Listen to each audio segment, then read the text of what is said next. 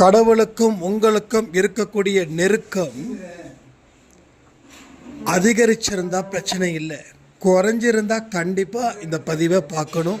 இது சாயப்பாவுடைய கட்டளை. பல நேரத்தில் நம்ம ரொம்ப அலட்சியமாக இருக்கோம். என் வாழ்க்கையில் பிரச்சனைகள் தீர்ந்துடுச்சுன்னு சத்தியமாக சொல்கிறேன், தீரலை. ஒரு வெற்றி தீபத்தை அவர் ஏற்ற வேண்டும் என்றால் நீங்கள் எதை சரி செய்யணும் அப்படின்றதையும் இந்த பதிவில் சொல்லியிருக்கோம். உங்கள் வாழ்க்கை வளர்ச்சியை நோக்கி போகணும். நீங்கள் நினைச்சதை அத்தனையும் அவர் நிறைவேற்றணும்னு சொல்லி தான் இந்த பதிவின் மூலமாக அவர் உங்களுக்கு பல ரகசிய ஆலோசனைகளையும் வழங்க உள்ளார். ஒரு பெரிய துன்பம் வரும் முன் அதை நாம் சரி பண்ணுறது நல்லதா இல்லையா? உங்கள் கனவு வாழ்க்கையை சரி பண்ணுவதற்கான நேரமே இந்த நேரம். சில அடிகளிலே உங்கள் வெற்றிகள் காத்திருக்குது. நீங்கள் அந்த அடியை எடுத்து வைக்கலைன்னா தோல்வி உங்களை தாக்குன்றதையும் மறக்காதீங்க.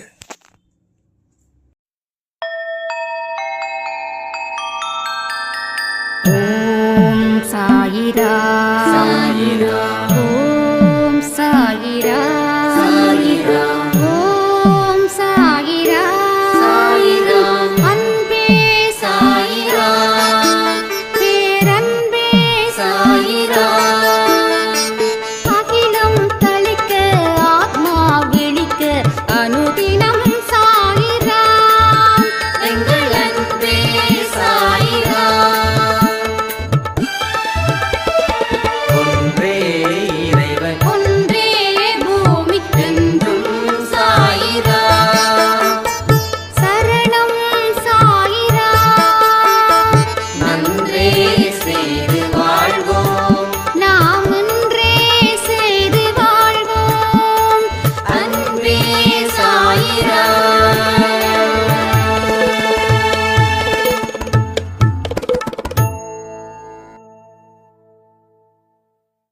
சாயிரா. என் உயிரின் உயிரானவர்களே, அளவற்ற சக்தி சாயப்பாவிற்கு உள்ளது. ஒரு தெய்வம் அப்படின்னா பலம் வாய்ந்தது. நம்ம வாழ்க்கை எப்படி இருக்கணும் அப்படின்னு நாம் நினைக்கிறோமோ அதை தெய்வத்துக்கிட்ட ப்ராப்பராக கேட்டால் அந்த வாழ்க்கையை அந்த தெய்வம் நமக்கு நிச்சயமாக அமைத்து கொடுக்கும். அப்போ நம்ம தெய்வம் ஏன் நம்ம வாழ்க்கையை சரியா அமைச்சு கொடுக்கல அப்படின்னா, அதே தெய்வம் தான் சொல்லுது, உன்னோட வாழ்க்கையை சரி பண்ணணும் அப்படின்னு நீ நினைச்சா முதல்ல உனக்குள்ள என்னென்ன விஷயத்தை எல்லாம் சரி பண்ணணும்னு நினைக்கிறியோ அதை நீ முதல்ல சரி பண்ணு. பிறகு உன்னுடைய வாழ்க்கையில் நான் சரி பண்ணி உன்னை சிறப்பாக வாழ வைக்கிறேன். எனக்கு எத்தனையோ மனுஷங்க தான் செய்வது தவறுன்னு தெரிஞ்சும் அந்த தவறை தொடர்ந்து செஞ்சுக்கிட்டே கடவுள்கிட்ட எனக்கு நல்ல வாழ்க்கையை கொடு அப்படின்னு பிரார்த்தனை பண்ணுறாங்க. இப்போ கடவுள் நல்ல வாழ்க்கையை அவங்களுக்கு எந்த ஆதாரத்தை அடிப்படையாக வச்சு கொடுக்க முடியும்?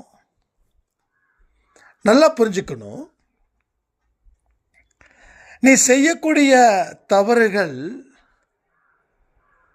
தெரிஞ்சே நீ செஞ்சுக்கிட்டு இருக்கும்போது உன் வாழ்க்கையை நல்லா இருக்கணும்னு வேண்டுறதுல எங்கேயோ ஒரு பெரிய முரண்பாடு இருக்குதா இல்லையா? எத்தனையோ மனுஷங்களை நம்ம மனுஷனாக பார்க்கவே இல்லை, அவனை ஒரு மிஷினாக பார்க்குறோம், அவனை ஒரு அடிமையாக பார்க்குறோம், அவனை ஐந்தறிவு கொண்ட நாயாக பார்க்குறோம், எருமையாக பார்க்குறோம், மாடாக பார்க்குறோம். அவனுக்கு நிறைய கொடுமைகளை உடல் அளவிலையும் மனதளவிலையும் செய்துக்கிட்டு நம்ம வாழ்க்கையை சரி பண்ணணும்னு சொல்லி கடவுள்கிட்ட கேட்கும்போது கடவுள் எந்த முகத்தை வச்சு சரி பண்ணுவார்?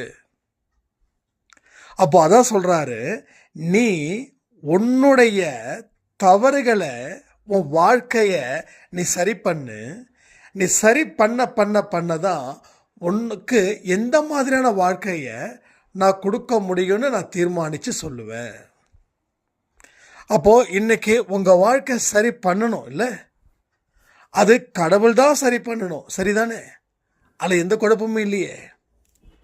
குழப்பம் இருந்தால் சொல்லுங்கள். எத்தனை பேருக்கு சாயப்பா என்னோடய வாழ்க்கையை சரி பண்ணணும் அப்படின்னு நினைக்கிறீங்களோ அத்தனை பேரும் கமெண்ட்டை போஸ்ட் பண்ணுங்க. அப்போது நம்ம சரியாக தான் இருக்கோமா அப்படின்றதையும் பாருங்க. நாம் எந்த விஷயத்தில் சரி இல்லையோ அந்த விஷயத்தை நாம் சரி பண்ணலாமா, சரி பண்ணக்கூடாதா? அப்போது சரி பண்ண முடியும் அப்படின்னா அதற்கு உண்டான வழிகளை ஏற்படுத்தி அதை முதல்ல நீங்கள் சரி பண்ணுங்க. ஒவ்வொரு மனுஷனுக்கும் ஒவ்வொன்று இருக்கும். சில பேருக்கு சோம்பேறிகளாகவே இருப்பாங்க. அப்போது சோம்பேறியாக இருந்துட்டு எந்த ஒரு வேலையும் செய்யாமல் வேலை செய்யாததுக்கு பல காரணத்தை சொல்லி தப்பிச்சுக்கிட்டு கடவுளே என் வாழ்க்கையை சரி பண்ணுன்னா சரி பண்ண மாட்டார். அப்போ என்ன பண்ணணும்? நான் உலகமாக சோம்பேறின்றதை ஒத்துக்கணும். நான் சோம்பேறித்தனம் இல்லாத ஒரு வாழ்க்கையை வாழணும்னு ஒத்துக்கணும். அதற்கு உண்டான வழிமுறைகளை ஏற்படுத்திக்கணும். அந்த வழியில் பயணப்படணும். அதுக்கு அப்புறமா சாயப்பா கிட்ட கேட்கணும். இது மாதிரி ஒவ்வொரு மனுஷனுக்கும் தான் செய்யக்கூடிய தவறை சரி பண்ணி பிறகு அவர்கிட்ட முறையிட்டா உங்கள் வாழ்க்கையில் நீங்கள் என்ன நினச்சிங்களோ அது அவர் நீங்கள் கேட்காமலேயே அவர் கொடுப்பார். பசிக்கிற குழந்தைக்கு பெத்த அம்மா அழுகும்போது பால் கொடுத்துருவாங்க. அப்போது குழந்தையோட அழுக எதை பற்றினது அம்மாவுக்கு தெரியும். அதுபோல் கடவுளுக்கு தெரியும் நமக்கு என்ன பிரச்சனை இருக்குதுன்னு. நாம் நினைப்போம் இதை தாண்டினா ப்ராப்ளம் சால்வ்டுன்னு. ஆனால் கடவுளுக்கு தெரியும் உண்மையிலேயே இதை தாண்டினா ப்ராப்ளம் சால்வ்டா இல்லை வேறு ஒன்று இருக்குதா அப்படின்னு. இன்றைக்கி ஒரு சாய்ராம் ஒரு விஷயம் சொல்லியிருந்தாங்க. ஆனால் என் வாழ்க்கையில் இதுதான் பிரச்சனைன்னு நினச்சி இந்த ப்ராப்ளத்தை சால்வ் பண்ணணும்னு நான் 5 வருஷமாக போராடிட்டுருக்கேன். ஆனால் வேற ஒரு பிரச்சனையும் இருக்குது. அது எனக்கு எந்த தொல்லையும் பண்ணல. ஆனால் அந்த ப்ராப்ளம் இன்னைக்கு சால்வ் பண்ணி ஆயிடுச்சு. அதை சால்வ் பண்ண உடனே இந்த ப்ராப்ளமும் எனக்கு ப்ராப்ளம் சால்வ் ஆயிடுச்சு. அப்போ யோசிச்சு பாருங்க, கடவுளுக்கு தெரியும் உனக்கு என்ன கொடுக்கணும், நீ என்ன ஆகணும், நீ எதை செய்யணும், எது உனக்கு அழுத்தத்தை கொடுக்குது அப்படின்னு. நாம் நினைக்கக்கூடிய விஷயத்தை தாண்டி இன்னும் பிற பல விஷயங்கள் இந்த இடத்துல இருக்குதுங்க. அப்போ நாம் நினைக்கக்கூடிய விஷயங்கள் வேற, கடவுள் நினைக்கக்கூடிய விஷயங்கள் வேற. உங்களுடைய பிரச்சனைக்கு தீர்வு எங்க அப்படின்ற ஒரு விஷயம் அவருக்கு மட்டுமே தான் தெரியும். நாம் எவ்வளவோ ட்ரை பண்ணுவோம் அந்த ப்ராப்ளத்தை சால்வ் பண்ண. ஒன்றும் இல்லை, ஒரு ஹாஸ்பிட்டல் போகிறீங்க, நீங்கள் ஏதோ ஒரு வயிறு வலின்னு சொல்லி போகிறீங்கன்னு வச்சுக்கோங்களேன். அந்த வயிற்று வலிக்கு மாத்திரை நீங்கள் மெடிக்கல் ஷாப்பில் சாப்பிட்டு இருப்பீங்க. பட் அது க்யூர் ஆகலை. அதுக்கப்புறம் டாக்டர்கிட்ட போகிறீங்க, டாக்டர் செக் பண்ணுறாங்க. இப்போது இந்த வயிறு வலிக்கு தான் நீங்கள் மாத்திரை சாப்பிட்டீங்க. ஆனால் இந்த வயிற்று வலிக்கு என்ன உடம்புல பிரச்சனை இருக்குதுன்றது அது உங்களுக்கு தெரியாது. அப்போது டாக்டர் கண்டுபிடிச்சி அதை சரி பண்ணும்போது வயிறு வலி குணமாகுது இல்லையா? அதே போல தான் இங்கேயும். அப்போது கடவுளுடைய அனுக்கிரகம் இல்லாமல், கடவுளுடைய பிளஸ்ஸிங் இல்லாமல் உங்களால் எந்த பிரச்சனையையும் தீர்க்கவே முடியாது. நம்புறீங்களா இல்லையா? உங்களுக்கு பெரிய அளவில் பிரச்சனை இருக்குதுன்னா நான் ஒன்றே ஒன்று சொல்கிறேன், பிரார்த்தனைகளை ஈடுபடுங்க. இந்த குளிக்கணும், குளிக்கக்கூடாது, சில பெண்கள் தீட்டாக இருப்பாங்க, நான் தீட்டு எப்படி, அதெல்லாம் ஒன்றுமே இல்லை. அதெல்லாம் ஒன்றுமே இல்லை. சாயப்பாவுக்கு ஒன்றுமே இல்லை. மற்ற கடவுளுக்கு எனக்கு தெரியாது. பட் சாயப்பாவுக்கு ஒன்றுமே இல்லை. எந்த தீட்டும் வெளியில் இருந்து வருவது இல்லை. உள்ளே இருந்து வருவது தான் தீட்டுன்றாங்க. உள்ளே இருந்து வர்றது தான் தீட்டு. அதாவது எண்ணங்கள் ரொம்ப பேடாக இருக்குல்ல, அதுதான் தீட்டு. ஸோ மற்றபடி உடல் ரீதியாக வர்றது எந்த இடத்துலையும் எந்த தீட்டுக்களும் இல்லை. அப்போது உங்களோட பிரச்சனைகள் அதிகமாக இருந்துச்சுன்னா பிரார்த்தனையின் மூலமாக சரி பண்ணுங்க. அந்த பிரார்த்தனையின் மூலமாக எல்லாத்தையும் சொல்லுங்கள். அது தீர்வு, அதுக்கு தீர்வு கிடைக்குன்ற நம்பிக்கையோடு அந்த பிரார்த்தனையை செய்யுங்க.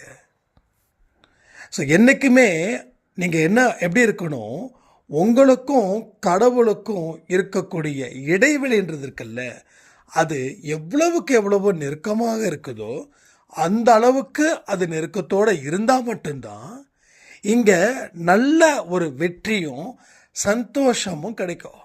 கர்மாக்கள் கழிவடையும். நம்ம நினச்சிட்டு இருக்கோம் கர்மாக்கள்லாம் முடிஞ்சிடுச்சு, ஹாப்பியாக இருக்கேன், எனக்கு எந்த தலைவலியும் இல்லை, இனி எனக்கு தண்டனையே இல்லை, இனிமேல் எனக்கு என்ன தண்டனை வந்துட போகுது, எத்தனையோ கஷ்டத்தை தாண்டியாச்சு, இனி கஷ்டமே வராது அப்படின்னு நினைக்கும்போது நம்ம என்ன பண்ணுறோம் தெரியுமா, கடவுளுக்கும் நமக்கும் இருக்கக்கூடிய அந்த இடைவெளியை அதிகரிக்கிறோம்.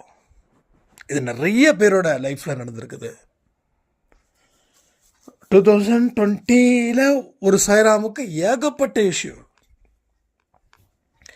தினந்தோறும் அவங்க ஆரத்தி, சச்சரித்திரம், மெடிடேஷன் இதெல்லாம் ரெகுலர் பண்ணாங்க. ஒரு ஸ்டேஜில் அவங்களுடைய ஒட்டுமொத்த ப்ராப்ளம் சால்வ் ஆயிடுச்சு. சால்வ் ஆனதுக்கப்புறம் என்ன நடந்துச்சோ அது அங்கே நடந்துச்சு. என்ன நடந்துச்சு தெரியுமா, எல்லாமே தெளிவாகிடுச்சு, இனி என்ன அப்படின்னு சொல்லி அவங்க கடவுளை தாண்டி வெளியில் வந்துட்டாங்க. அதுக்கப்புறம் சச்சரிதம் மெடிடேஷன் பண்ணுறதே இல்லைண்ணா, டைமே இல்லைண்ணா அப்படின்ற ஒரு ரேஞ்சில் எனக்கு ரெகுலராக, அதாவது ஆரத்தி சச்சரிதம் மெடிடேஷன் பண்ணுறவங்க தானே ரெகுலராக சாட் பண்ணுவாங்க. ஆனால் இங்கே என்ன கூத்து நடந்துச்சு, ஆரத்தி எடுக்கணும்னு நினைக்கிற முடியல, ரொம்ப பிஸியாக இருக்கேன், ஆனால் சாயப்பாவை நான் மறக்கலைண்ணா, சாயப்பாவை நான் மறக்கலை, சாயப்பாவுக்கே தெரியும் என்னுடைய பிஸி ஷெடியூல் எப்படி இருக்குதுன்னு. அப்போ நான் சொன்னேன், இல்லைம்மா சாயப்பாவை நீங்கள் மறக்கிறீங்களோன்னு தோணுதுன்னு. அது எப்படி நான் சாயப்பாவை மறக்க முடியும், இந்த வாழ்க்கை யாருன்னா சாயப்பா கொடுத்த பிச்சைண்ணா, சாயப்பா கொடுத்த பிச்சை, இது எப்படி மறக்க முடியும், என்னண்ணா பேசுகிறீங்க நீங்கள், நான் மறந்துட முடியுமாண்ணா. அப்புறம் ஏமா சச்சரிதம் மெடிடேஷன் பண்ணலை செய்யலை அப்படின்னா அதுக்கு ஆன்சர் பண்ணுறாங்க. என்ன ஆன்சர் தெரியுமா, ஆனால் அதானா நான் பிஸியாகிட்டேன்னா கடவுளை நான் ஆசீர்வதிச்சிருக்காருன்னு ஒரு ஆர்குமெண்ட் பண்ணுற மாதிரியே இருந்துச்சு. அதுக்கப்புறம் அவங்களுக்கு நான் எந்த ரிப்ளை பண்ணவே இல்லை. ஒரு 1 இயர் கழிச்சு 2023 சம்திங், எனக்கு தெரியல, ஞாபகம் இல்லை, இப்போ அவங்க இல்லை, என்ன பண்ணாங்கன்னு தெரியல. ஸோ அதுக்கப்புறம் எகெயின் கண்டினியூவாக கால் பண்ணிக்கிட்டே இருக்காங்க. என்னடா அது அப்படின்னு சொல்லி, என்னம்மாச்சுன்னா, ஒன்று ஒரே அழுகண்ணா, எல்லாமே முடிஞ்சு போயிடுச்சுண்ணா, எல்லாமே போயிடுச்சுண்ணா, எப்படின்னா சாய்ப்பாக்கு மனசே இல்லையாண்ணா. அப்போ ஏன்னா அத்தனையும் கொடுக்கணும், ஒருவேளை அந்த ப்ராப்ளம் சால்வ் ஆகாமல் இருந்தால் கூட நான் இவ்வளோ சஃபர் ஆகிருக்க மாட்டேன். ஆனால் அந்த ப்ராப்ளம் சால்வ் ஆன உடனே நம்ம வாழ்க்கையில் கடவுள் நம்மளை கை தூக்கிட்டாரு, இது பிரச்சனை இல்லைன்னு நினச்சி நான் இன்னும் நிறைய விஷயத்த ஆர்வத்தோடு செஞ்சேன், திறமையை முழுசாக போட்டேன், நேர்மையாக இருந்ததுக்கும் திறமையாக கொடுத்ததுக்கும் அத்தனையும் சாய்ப்பா என்னை ஏமாற்றிட்டாருண்ணா, இனி அவரை வணங்கவே மாட்டேன்னா அப்படின்னாங்க. அந்த ஆடியோ நான் கொடுத்துருக்கேன், பட் நீங்கள் எத்தனை பேர் கேட்டீங்கன்னு எனக்கு தெரியல. கேட்டவங்க கமெண்ட் பண்ணுங்கள், கேட்டிருக்கேன் அப்படின்னு சொல்லி. கேட்கலனாலும் பரவாயில்ல, நான் சொல்கிறேன்.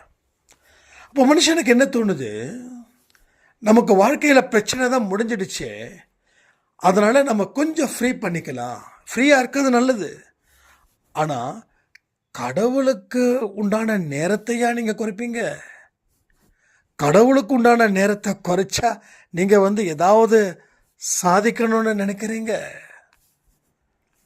ஸோ என்றைக்குமே சொல்கிறேனே, பிறவி ஒன்று இருக்கும் வரை கர்மா என்று ஒன்று உங்கள் வாழ்க்கையில் பின் தொடர்ந்துக்கிட்டே இருக்கும். உங்கள் உருவத்துக்கு பின்னாடி என்ன இருக்கு? நிழல் இருக்குது. நீங்கள் எங்கே போனாலும் அந்த நிழல் வருதா இல்லையா? வருது தானே? அதே போல தான் பிறவின்னு ஒன்று இருந்துச்சுன்னா கர்மா ஃபாலோ பண்ணும். கர்மா ஃபாலோ பண்ணலன்னா பிறவி இருக்காது. பிறவி இல்லைன்னா நீங்கள் இந்த மண்ணில் பிறக்க முடியாது. அது உங்களுக்கே தெரியும். இப்போ இதுலேருந்து நீங்கள் என்ன தெரிஞ்சுக்கிட்டீங்க? கமெண்ட் பண்ணுறீங்களா? என்ன தெரிஞ்சுக்கிட்டீங்க? அப்போது எவ்வளவு தான் நீ உச்சத்துக்கு போனாலும் உன் கர்மா நிழல் போல தொடருது. நீ எந்த இடத்துலையும் கடவுளுக்கு உண்டான நேரத்தை தயவு செய்து குறைக்காத, கடவுளை புறக்கணிக்காத. அப்போது உண்மையிலேயே அந்த அம்மாவை கடவுள், அந்த அம்மா சொன்ன மாதிரி கடவுள் இருக்காரு, அவர் கொடுத்த வாழ்க்கை தானே, அது எப்படி மறக்க முடியும்னா, அப்போது நீ எந்த ஒரு வேலையையும் செய்யலை, அப்போ நீ மறந்துட்டுன்ற ஒரு உணர்வு கூட அவங்களுக்கு இல்லையான்னு கேட்குறேன். கடவுள் தான் கொடுத்த வாழ்க்கை, ஏன்னா மாற்றி சொல்லிட முடியாது. அது உண்மை, அது உண்மை, 100க்கு 100 அது உண்மை. பட் அதை சொல்லிக்கிட்டே அவருக்கே விபூதி பட்டையை பூசினா என்ன ஆகும்? அதான் நடந்தது. ரொம்ப கஷ்டப்பட்டாங்க, ரொம்ப ரொம்ப கஷ்டப்பட்டாங்க. அதான் நான் சொல்கிறேன், இங்கே எல்லாரும் என்னோட உயிரானவர்கள் தான். அந்த உயிரானவர்களுக்கு ஒன்றே ஒன்று சொல்கிறேன், தயவு செய்து நீங்கள் எந்த வேலை செய்யுங்க, செய்யாமல் போங்க, ஆனால் கடவுளுக்கு செய்ய வேண்டிய சேவைகளை மட்டும் எந்த இடத்துலையும் எந்த நேரத்துலையும் குறைக்காதீங்க. மெயின்டைன் பண்ணுங்க, இல்லை அதிகரிங்க, பட் குறைச்சிடாதீங்க. ஒரு விஷயமா குறைக்க குறைக்க என்ன ஆகுதுன்னா எல்லா விஷயமும் குறைஞ்சிடும். எல்லா விஷயமும் குறைஞ்சிருச்சுன்னா என்ன ஆகும்? கர்மா லபக்கன்னு ஒரே முழுங்கு. அதாவது உருவம் நிழல் இல்லையா? அப்போ நிழலே அதுக்கு உண்டான உருவமாயிடும், உருவம் நிழலாக மாறிடும். அப்படியே வாழ்க்கை தலைக்கீழா திருப்பி போட்டுடும். ஏன்னா எந்த நேரத்தில் எது நம்மளை தாக்கும்னு யாருக்காவது தெரியுமா? எந்த நேரத்தில் எது வேணாலும் தாக்கலாம். இது உண்மையா பொய்யா நீங்களே சொல்லுங்கள். அதாவது எங்கேயாவது வெளியில் போனால் தாக்கிடும், நான் வீட்டுக்குள்ளே இருக்கிறேன் அப்படின்னா வீட்டுக்குள்ளே எது தாக்காதா? எத்தனையோ பேர் பாத்ரூமில் இருந்து கீழே விழுகலையா, வழுக்கி விடலையா? சொல்லுங்கள். நம்ம வீட்டில் அம்மா இருக்காங்க இல்லையா, 10 வருஷத்துக்கு முன்னாடி அவங்க வெளியிலலாம் அதிகமாக போக மாட்டாங்க. அப்பா கூட போவாங்க, அப்போ என் கூட போவாங்க, அவ்வளோதான். கோயிலுக்கு போவாங்க, தட்ஸ் ஆல், வேறு ஒன்றும் இல்லை, பெருசாக ஒன்றும் இல்லை. அப்படிப்பட்டவங்க என்னாச்சு, வீட்டில் க்ளீன் பண்ணும்போது ஒரு ஸ்டூலில் ஏறுறாங்க.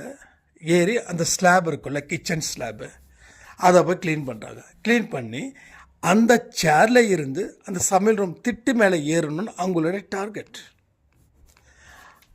அந்த ஸ்டூலில் இருந்து, சேரில் ஸ்டூல், அப்போ அந்த ஸ்டூலில் இருந்து அந்த சைடாக இருக்கிற இடத்துல காலை வச்சுட்டாங்க. உடனே ஸ்டூல் என்னாச்சு, கவுந்துருச்சு. கவுந்தவொடனே கீழே விழுந்துட்டாங்க. கீழே விழுந்தவொடனே ஃப்ராக்சர். அப்போது வெளியில் போனாதான் ஆபத்து அப்படின்றது இல்லை. ஆபத்து எங்கே வேணாலும் இருக்கலாம். அதுக்காக பயப்படாமல், அதுக்காக பயந்த போதுமா? பயப்படணும் அப்படின்ற அவசியம் இல்லை. பட் கடவுள் மீது நம்பிக்கை வை, அதுதான் சொல்கிறேன். நீங்கள் நம்பிக்கை வைக்கிறீங்க, நீங்கள் நம்பிக்கை வைக்கலன்னு சொல்லலை, அவருக்கு செய்ய வேண்டிய வழிபாடு முறைகளை செய். ஏன்னா கர்மா இன்னமும் விலகலை, அது நல்லா புரிஞ்சுக்கணும். அது ஏன் நீங்கள் புரிஞ்சிக்க மாட்டேன்றீங்கன்னு எனக்கு தெரியல. கர்மா விலகலை. இப்பயே சொல்கிறேன், நீங்கள் ஆரத்திய சச்சரிதம் நீங்கள் படிக்கலை அப்படின்னா இது உங்களுக்கு ஒரு எச்சரிக்கை பதிவுன்னு நினச்சிக்கோங்க. நீங்கள் ஏன் படிக்கலைன்னா உங்களுக்கு கொஞ்சம் லைஃப்பில் முன்ன இருந்ததை விட கஷ்டம் குறைஞ்சிருக்கலாம், இல்லை முன்ன இருந்ததை விட கஷ்டம் அதிகரிச்சிருக்கலாம். 2 பேரும் சேம் கேட்டகரி தான். அதாவது ப்ராப்ளம் இல்லை, முன்ன இருந்தது இப்போ இல்லை, அதனால் நான் படிக்கலை, அந்த மைண்டுக்கு வரலாம். இல்லை என்னதான் இருந்தாலும் பிரச்சனை அப்படியே தான் இருக்குது, எதுக்கு படிக்கணும், அந்த மைண்டுக்கு வரலாம். அதாவது சச்சரித மெடிடேஷன் இவ்வளவு தூரம் படித்தே இவ்வளவு பிரச்சனை இருக்குதுன்னா, இதை படிக்கலை, வழிபாடு செய்யலை அப்படின்னா இன்னும் எவ்வளவு பிரச்சனை இருக்கும். நான் அடிக்கடி ஒன்று சொல்லுவேன், கேட்டிருக்கீங்களா? நீங்கள் கண்ணால் பார்க்கறது மட்டும்தான் உண்மை நம்புறீங்க, அது உண்மைதான். ஆனால் கண்ணால் பார்க்குற அத்தனையும் உண்மையாக இருந்தும் பொய்யா மாறுது இல்லையா? நீங்கள் தான் நேருக்கு நேராக ஒரு உருவத்தை பார்க்குறீங்க, அது நல்லதுன்னு நினைக்கிறீங்க, ஆனால் அதுவே அந்த உருவம் எப்படி கெட்டதாக தெரியுது. இப்போ கண்ணால் பார்க்கறது கூட பொய்யா மாறுது. இப்போ கண்ணால் பார்க்காம எத்தனையோ விஷயங்கள் தெரியுதே, அது உங்கள் கண்ணுக்கு தெரியல. உங்கள் கண்ணுக்கு தெரியலன்றதுக்காக அது இல்லைன்னு ஆயிடாது. ஆனால் கண்ணுக்கு தெரியாத எத்தனையோ விஷயங்கள் இங்கே நடந்துக்கிட்டே இருக்குது. ஒரு இடத்துக்கு போகணும்னு நினைப்போம், ஆனால் தடையாக இருக்கும். அந்த தடை ஏற போட்டதுன்னா கடவுள் போட்டது. நீ இந்த நேரத்துக்கு போக வேண்டாம், போனால் உனக்கு பிரச்சனை அதிகரிக்கும். புரியுதா உங்களுக்கு? போனால் உங்களுக்கு என்ன அதிகரிக்கும்? ப்ராப்ளம் அதிகரிக்கும். அதனால் தடை அங்கே உண்டு பண்ணார் கடவுள். சில இது பார்த்தீங்கன்னா ஒரு வாரத்துக்கு முன்னாடியே ஏதாவது ஒரு விஷயங்கள் நடந்துடும். என்னடா இது அடுத்த வாரம் நடக்குதுன்னு பார்த்தா இப்போ நடக்குதுன்னு பார்த்தா ஒரு வெற்றிகரமான ஒரு விஷயம் இருக்கும். அப்போது ஏதோ ஒரு விஷயம் இயக்குது, அதுதான் கடவுள். கடவுளோட இயக்குகிறார். தடை நல்லது தான், தடை மோசமானதுன்னு சொல்லிட முடியாது. உனக்கு ஒரு தடை வருதுன்னா அது நல்லது. அப்போ இன்னும் பொறுத்திருன்னு அர்த்தம், இன்னும் காத்திருன்னு அர்த்தம். எத்தனையோ பேர் என்னோட கணவர் இன்னும் திருந்தலையே, நான் எத்தனை நாள் காத்திருக்காது. எஸ், இப்போ திருந்தினார்னா ஹாப்பியாக இருப்பார். ஆனால் மீண்டும் என்ன ஆகும்? உங்களை தவிக்க விட்டு போயிடுவார். இப்போ அவர் எந்த அளவுக்கு தவிக்கிறாரோ அந்த அளவுக்கு உங்கள் கூட வாழ்வார். அப்போது அவர் தவிக்க விடுறதும் உங்களுக்கு அதன் மூலமாக ஒரு தடையை ஏற்படுத்துகிறார். அப்போ ஏதோ ஒரு விஷயம் என்ன நடக்குதுன்னா இந்த பிரிவை பலமாக்குறாருன்னு அர்த்தம். சேருவதற்கு, பிரியறதுக்கு இல்லை. உடனே யாரோ கோச்சிக்காதீங்க. இந்த பிரிவை மறுபடியும் சேருவதற்கு உண்டான வழிகளை நடத்துகிறார். இப்போ மறுபடியும் சேர்ந்துட்டா பிரியக்கூடாதுன்னு சொல்லி அவருடைய விருப்பம், அந்த விருப்பத்தின்படி தான் இங்கே நிறைவேற்றங்கள் நிறைய நடக்குது. இதை எப்போ நம்ம புரிஞ்சுக்க போகிறோம்? எனக்கு ஒரே ஒரு கன்ஃபியூஷன் என்ன தெரியுமா? எல்லா விஷயத்தையும் நாம் நெகட்டிவாகவே பார்த்துடுறோம். எல்லா விஷயமும் நான் என்ன சொல்லட்டுமா, நெகட்டிவில் இருந்து தான் நான் வாழ்ந்தேன். எல்லா விஷயத்தையும். இந்த சந்தோஷ்க்கு ஸ்கூல் படிக்கும்போது பேச தெரியாது, நம்புறீங்களா? யாருக்கு எப்படி ஆன்சர் பண்ணணும்னு தெரியாது. எனக்கு ரொம்ப வெக்கம் ஜாஸ்தி. எனக்கு ரொம்ப க்ளோஸாக இருக்கிற அம்மா அப்பா கூட பிறந்தவங்க கிட்ட, இவங்க கிட்ட தான் பேசி மற்றவங்க கிட்டலாம் பேசலாம் எனக்கு தெரியாது. ஆனால் இன்னைக்கு நான் எப்படி பேசுகிறேன்றது உங்களுக்கே தெரியும். அப்போது எனக்கு பேச தெரியாதுன்னு நான் ஃபீல் பண்ணது கிடையாது. ஆனால் நல்லா பேசணுன்னு சூழலை உரைச்சதும் கிடையாது. எது வந்தாலும் அதை ஏற்றுக்கோ, இது எனக்கு பிடிச்ச ஒரு வார்த்தை. அப்போது நெகட்டிவ் அப்படின்றது மோசமானது தான், நான் இல்லைன்னு சொல்லலை. அந்த நெகட்டிவ்லேயே நம்ம ரோல் பண்ணிகிட்டு இருந்தால் அதுலேருந்து வெளியில் வர முடியாது. இந்த நெகட்டிவ் இருந்தால் இருந்துட்டு போதே, ஏன் மற்ற ஒரு பாசிட்டிவ் என் வாழ்க்கையில் இல்லாமலா போகும்? அந்த மாதிரி துணிச்சலாக நீங்கள் முடிவெடுக்கும்போது உங்கள் வாழ்க்கையில் நெகட்டிவே உங்களுடைய வெற்றியை கொடுக்கக்கூடிய ஒரு படிக்கட்டாக மாறும். அதுதான் ஸ்டெப்ஸு. ஒரு மலையோட உச்சிக்கு போகணுன்னா என்ன பண்ணணும்? ஒரு படிக்கட்டாக தானே ஏறணும். இப்போ படிக்கட்டே இல்லாமல் எப்படி ஏற முடியும்? சும்மா அண்ணாந்து தான் பார்த்துட்டு இருக்க முடியும். படிக்கட்டு தான் உங்களுடைய தோல்வியோடைய ஒரு இதுவும். இதையெல்லாம் நீங்கள் சரியான முறையில் புரிஞ்சுக்கோங்க. அதே போல் இன்னொரு விஷயமும் சொல்கிறேன். உங்களை எதிர்த்த மனிதர்கள் இருப்பாங்க இல்லையா, எதிரில் நிற்கக்கூடிய மனிதர்கள், அவங்கக்கிட்ட இந்த நல்ல வார்த்தைகளை மட்டும் வாங்கணும். நல்ல வார்த்தைகள் வாங்க முயற்சி பண்ணுங்க. அவங்க உங்களை திட்டுறதோ உங்கள் மேலே கோவப்படுறதோ அதெல்லாம் இல்லாதது போல பார்த்துக்கோங்க. ஏன்னா இது ஒரு பெரிய ஒரு கனெக்டிவிட்டியாக நிற்குதுங்க. அதாவது ஒரு சாய்ராம் என்னோட மாமியார் என்னை எப்போ பார்த்தாலும் திட்டி என் லைஃபே மாறிடுச்சுன்னா, உண்மையிலேயே அந்த மாதிரிலாம் ஒரு விஷயம் இருக்குதா அப்படின்னாங்க. எஸ். அப்போது உங்களை எதிர்த்து நிற்கிறவங்க சில மோசமான வார்த்தைகள் பேசும்போது அதுதான் அப்படின்றத உங்கள் மைண்டை ஃபிக்ஸ் பண்ணுற மாதிரி இங்கே நமக்கே தெரியாத ஒரு சில சம்பவங்கள் நடக்குது. அப்போது உங்கள் மாமியாரையோ உங்கள் கணவரையோ நீங்கள் வலுக்கட்டாயமாக திருப்திப்படுத்தணுன்ற அவசியம் இல்லை. முடிஞ்ச அளவுக்கு அவங்களுக்கு தேவையானவைகளை கொடுங்க. முடிஞ்ச அளவுக்கு, அதாவது அந்த ஒரு வாய்ப்பு இருக்குது, அது உங்கள் மேலே வரக்கூடாதுன்னு சொல்கிறேன். அப்போ வாய்ப்பே இல்லைன்னா அவங்க எப்போ பார்த்தாலும் என்ன டார்கெட் பண்ணுறாங்க அப்படின்னா கவலைப்படாதீங்க, அது சாய்ப்பை பார்த்துப்பார். ரெண்டு விஷயந்தான். ஒன்று நம்ம பார்த்துக்கணும், இல்லைன்னா சாய்ப்பை பார்த்துக்கணும். நம்ம பார்க்க வேண்டியதை நம்ம பார்த்துக்கலாம், அவர் பார்க்க வேண்டியதை அவர் பார்த்துக்கிட்டால் நல்லா இருக்குமா? புரியுதா உங்களுக்கு? உங்கள் வீட்டில் நீங்கள் இருக்கீங்க, நீங்கள் சமைக்கிறீங்கன்னு வச்சுக்கோங்க, நீங்கள் ஒரு ஹவுஸ் ஒய்ஃப், உங்கள் வேலையை நீங்கள் பாருங்கள்.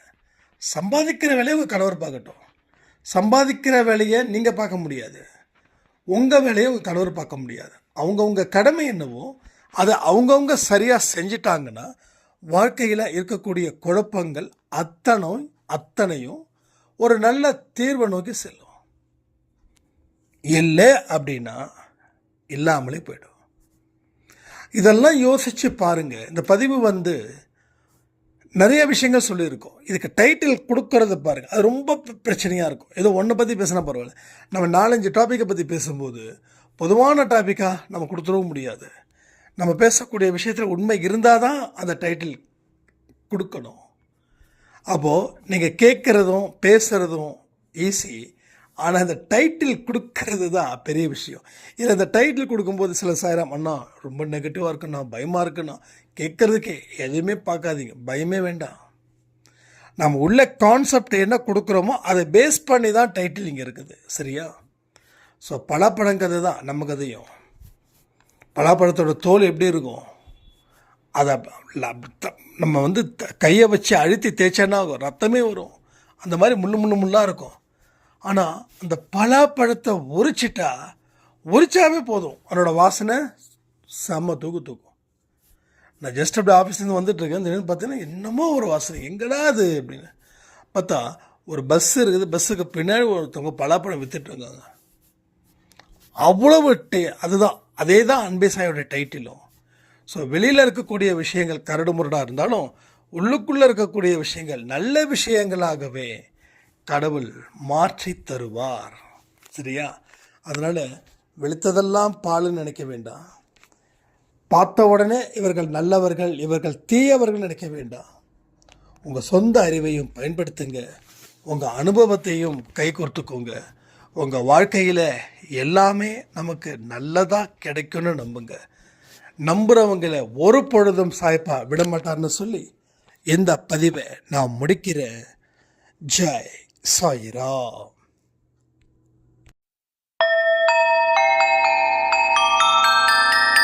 ஓம் சாய்ராம்.